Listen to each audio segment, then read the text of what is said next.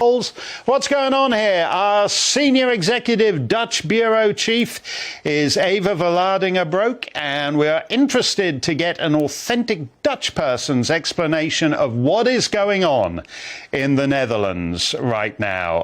Is this the Canadian truckers, but with even greater appeal, Eva? Somewhat, yeah. You can definitely compare the two. Even the farmers out in the streets have compared themselves to the Canadian truckers and said that they drew inspiration from the truckers' protest. But so just to explain briefly to your viewers what's happening here, the Dutch farmers are out protesting on the street because our government has pushed a law, a nitrogen law, that is basically going to put a lot of these farmers out of business. They have to cut their livestock by 30% before the end of 2030.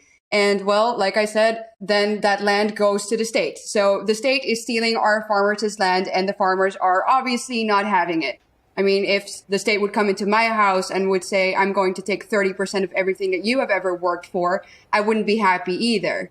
But as you saw, the state doesn't respond very well to these farmers protesting, and even have used violence and even shot at a 16-year-old boy that you saw driving away from the protest. So things are getting pretty ugly over here. Why are they responding in this way, and why are they picking this fight now at a time when there are huge disruptions in the food supply chain around the world? Because it's not really about a nitrogen crisis for our government. We even had a report come out, a state report stating that the new regulations are way too harsh on the farmer, even for the nitrogen goal, quote unquote, that they're trying to reach. So there has to be an ulterior motive. And they're not so secretive, actually, about what their ulterior motive is. We've seen in other state documentation that they need the land for housing. And then another theory that obviously we have is that this is a global agenda. It's the 2030 agenda. It's the Great Reset. And farmers are, of course, a really independent group that stand in the way of that. So it's this globalist institutions that are controlling our everyday lives. And in this form, it's really taking away property. So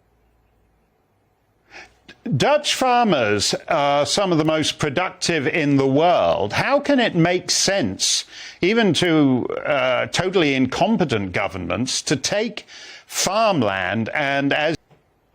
Well, because they have different plans for us. Let me just tell you, your favorite man in the world, Bill Gates, of course, is related to this story once again. So the Dutch minister who pushed for this nitrogen law, she has a brother-in-law who owns a online picnic. It's called Picnic Supermarket.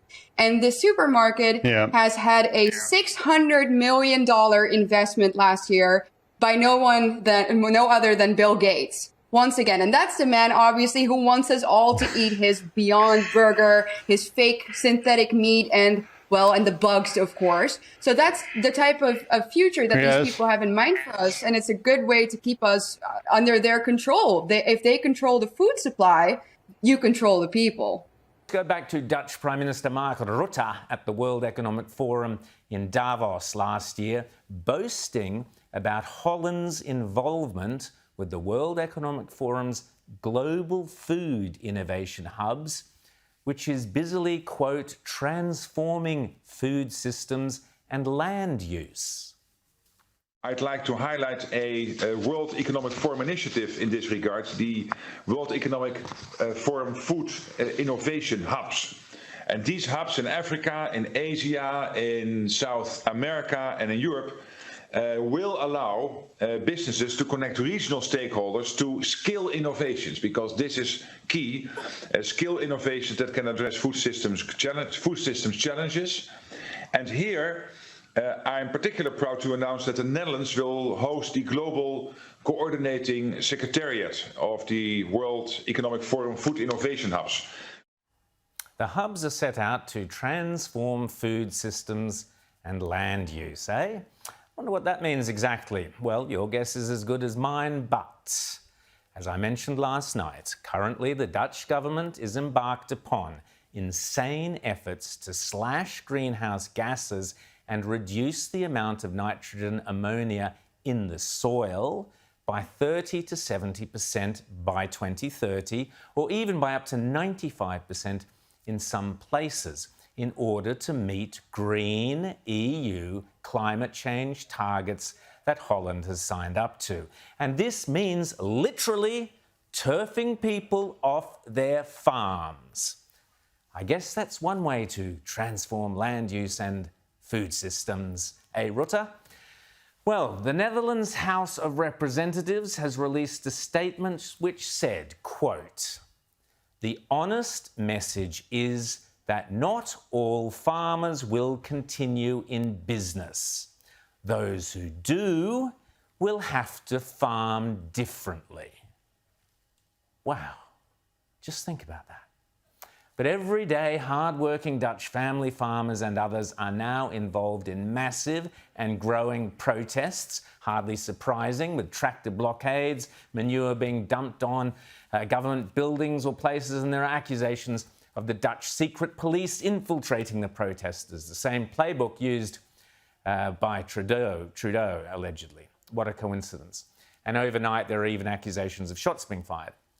This, by the way, is what happens when your national government gets penetrated by globalist activists from the World Economic Forum. Oh, does that sound like a conspiracy theory? Yes, it does. But alas, it's not me saying it. It's dear old Klaus Schwab, back in 2017, fessing up to what the World Economic Forum is really up to. I mention now names like Mrs. Merkel, even Vladimir Putin and so on. They all have been young global leaders of the World Economic Forum. Mm-hmm.